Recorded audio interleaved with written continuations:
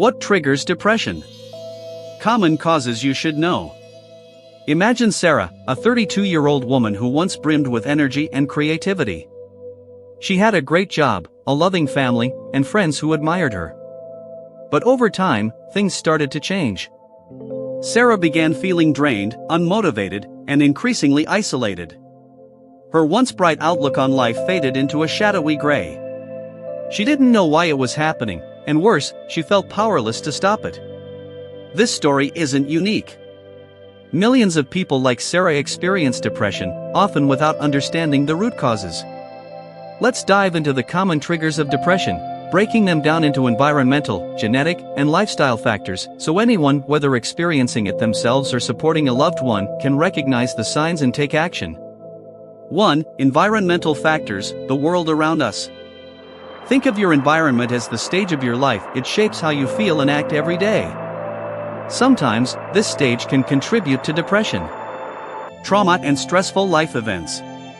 Events like losing a loved one, experiencing abuse, going through a divorce, or surviving an accident can profoundly impact mental health. These experiences create an overwhelming emotional load that can persist for weeks, months, or even years. Example: studies show that childhood trauma increases the likelihood of depression in adulthood by up to 50%. This is because trauma rewires how the brain responds to stress, making it harder to bounce back from challenges later in life. Social isolation and loneliness. Humans are wired for connection. When we lack meaningful relationships or feel isolated, it can lead to feelings of sadness, worthlessness, and despair. Scientific insight: loneliness has been linked to increased cortisol levels, the stress hormone, which can damage the brain's ability to regulate emotions over time. Financial struggles and job stress. Constant worry about money or enduring a toxic work environment can slowly chip away at your mental health. Real-life parallel: Sarah, from our story, experienced immense stress from a demanding boss and growing debt, which slowly eroded her sense of stability. 2. Genetic factors, the blueprint of your mind. Depression often runs in families, but it's not as simple as inheriting a depression gene. The role of genetics. If someone in your family has a history of depression, your chances of experiencing it increase. However, this doesn't mean it's inevitable. How it works: genes influence how your brain processes serotonin, dopamine, and other mood-regulating chemicals. If these systems don't function optimally, you're more vulnerable to developing depression. Epigenetics: genes and environment working together. Your lifestyle and environment can turn on or turn off certain genes. For instance, chronic stress or unhealthy habits might activate genes that make depression more likely. Example: a person with a genetic predisposition for depression might never experience it unless they face significant life stressors, like job loss or a breakup.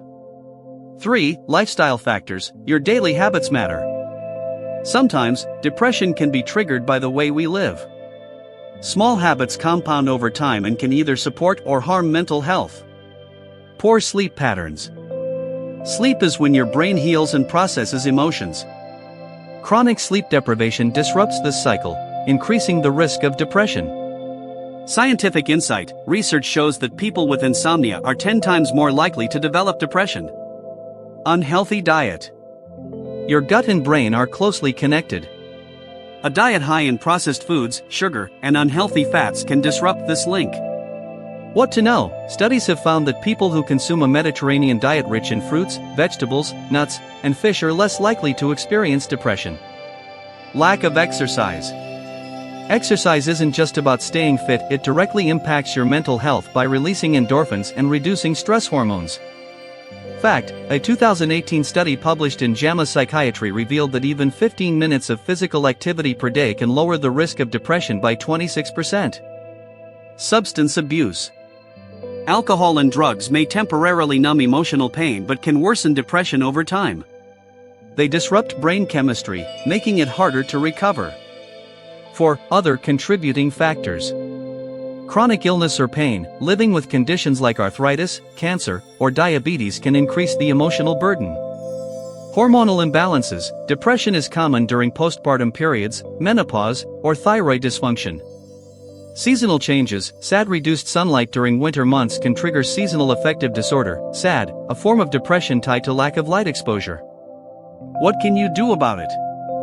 Seek professional help. Therapists, psychologists, and psychiatrists are trained to identify depression and recommend treatments like cognitive behavioral therapy, CBT, or medications if needed.